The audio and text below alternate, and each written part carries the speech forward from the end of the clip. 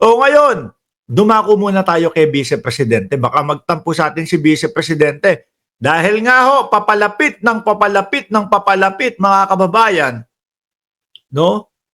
Ang impeachment, pag-usapan muna natin si Vice Presidente. Naku, si Vice Presidente, mukhang isa din sa napangalanan na makakasama sa ikalawang yugto o sa pangalawang batch, no? Napupunta ng ICC o masusundo ng ICC. Bakit to? Dito, nakita ho natin sa balita, mga boss chief amo, sir, balita ng ano to? Inquirer. Why Sara Duterte is secondary respondent in ICC? Ayan. Magandang pag-usapan ho yan. Malapit na yung impeachment at malapit na, mukhang malapit na din po, no, na mangyari yung pangalawang pagsundo. Dahil ang sabi ni dating Senador Antonio Trillanes, first batch, si Digong. Yung mga DDS, yung mga sulid-sulid dyan, nahinto na ho, mga kababayan. Hinto na sila. Kasi dati ang yayabang ho, sinasabi ng mga kasulid nila, yung mga kasulid-kasulid, no? O Mark, sabi mo hindi mahuhuli si Buloyski. O nasa na, bakit ang PNPA wala, hindi pa din mahanap si Buloyski? Nadampot si Buloyski. O yun, pasok sa oblo. Di ba? Medyo kumalma sila doon. Ngayon, ilang buwan ang pagitan ng pagkaka-aresto kay Buloyski kay dating Pangulong Duterte naman. Di ba, MacSafe? Rosario Estoche? O, kay dating Pangulong Duterte naman. O Mark, asan yung pinagyayabang mong ICC? Bakit hanggang ngayon wala pa din? Diyan na sila. Nagulantang sila. Pagdating ng airport ng dating Pangulong Duterte, si General Torre ang sumundo, ang sumalubong, iyakan sila. Di ba, Cheche Boreche at Rogelio de la Pasión? Iyakan sila, mga kababayan. At doon na po nahinto yung mga sinasabi nilang gano'n. Baka sabihin, Mark, nasaan na yung susundo kay Bato de la Rosa? Mapapahiya na naman po sila. Ngayon ho, mga bossing, first batch na sinasabi ni Senator Antonio Trillanes, dating senador, dating Pangulong Duterte, nangyari. No? Umabot nga lang ng 12 oras yung pagkaka-aresto sa kanya, pero nangyari ho. No? Hindi kagaya nung kay Buloyski, napakahaba. Di ba? Napakahaba. Mga kababayan, yung kay Buloyski, nakapagtago pa eh. Yung kay dating Pangulong Duterte, ako naniniwala talaga ako, merong merong Tomb Raider dyan. Kumbaga parang, ito para mas madali nyo na lang makuha ang dating Pangulo. At least alam nyo na kung saan lalapag. Wala naman ibang pupuntahan yung aeroplano, kundi Ninoy Aquino International Airport. Di ba? Salubungin nyo na. Ngayon, base po kay Trillanes, may second batch. Ang una kong narinig kay Trillanes, second batch, si Bungo at si Bato de la Rosa. Ano po?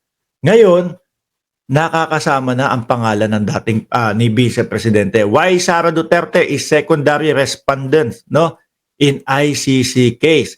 Kasi nga po, ang sabi nitong si Las Cañas, si BP daw po ang nagtuloy o naging pangunahin doon sa paggawa ng Oplan Tokhang, mga kababayan, o yung tinatawag nilang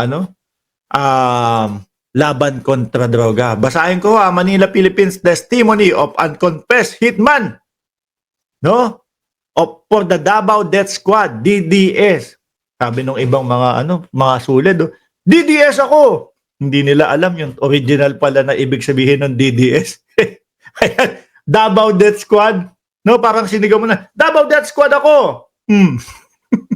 Serve as the main basis for the inclusion of Vice President Sara Duterte as a secondary respondent of the crime against humanity case pending before the International Criminal Court, according to former Senator Antonio Trillanes. Kaduktong pa ho niyan, mga kababayan. Eto, Speaking to the Inquirer over the phone on Tuesday, Trillanes said that Arturo Las Cañas, retired police officer in Davao City, no, na nagpakilala nga po na hitman ng Davao Death Squad, implicated Sara as having had a role in the extrajudicial killing EJK when she took over the mayoral duties simula pa ho ng 2010. From her father, Rodrigo Duterte, agreed to continue the tokhang. Ipinagpatuloy. Sabi ni Errol Perfect ni Rolly, naniwala ka din kay Trillanes? Oo. Kaya nga nandyan si Tatay Digong di ba? Di ba? Kaya nga nandyan sa Oblo si Digongski. Dahil kay Trillanes, sabi ni Trillanes, first batch, si dating Pangulong Duterte. Ayun. Swak naman yung sinabi. Diba? Ngal-ngalan yung mga DDS. Tama naman sinabi No? Marapat lang, napaniwalaan. Sabi niya, first batch si dating Pangulong Duterte. Diba? Asan na si Duterte ngayon? Sa loob. Uy! Nasa loob si Duterte. Yun yung mismong sabi ni Trillanes. Ngayon, eto, second batch si Inday mo. Second batch si Bato.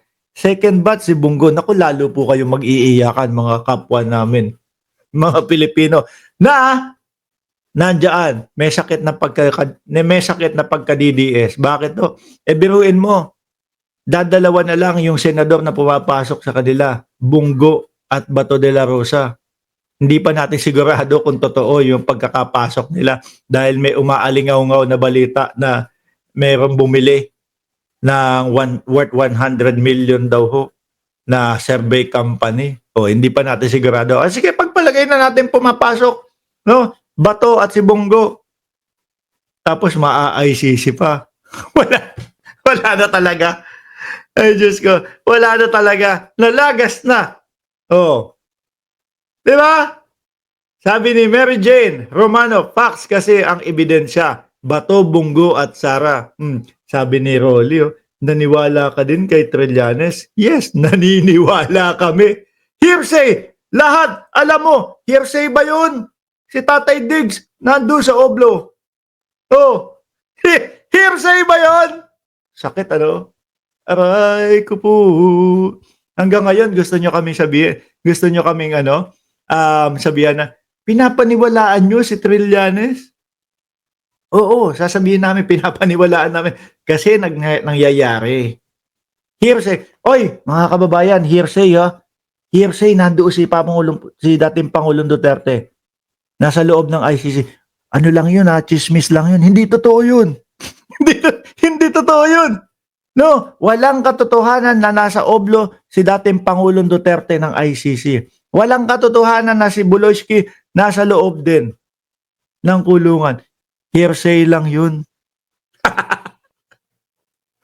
Yan po, kaya ako naniniwala ang pagiging DDS sakit na ho yan, mga kababayan. However, Sara, in a statement on Tuesday, said that not once during her term as Davao City Mayor and Vice Mayor was she linked with the DDS, no? Pero nung nung naging Vice President na daw ho siya, bigla na lang daw pong nagsisibulan yung mga ganyang mga balita laban sa kanya. Kung ikaw ang hindi naman importante kung kailan lumabas yan Kung dati pa o ngayon lang.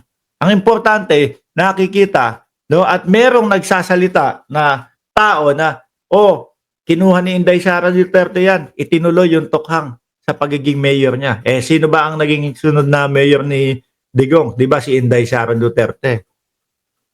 Yan ang kawawa, mga DDS, no? Mauubusan sila.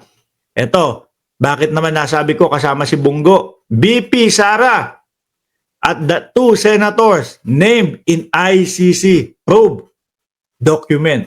Hearsay lang to, di ba? Addictus Rex, at Kasmot. Ayan, hearsay lang daw, sabi ng mga DDS. na si dating Pangulong Duterte ay nasa ICC.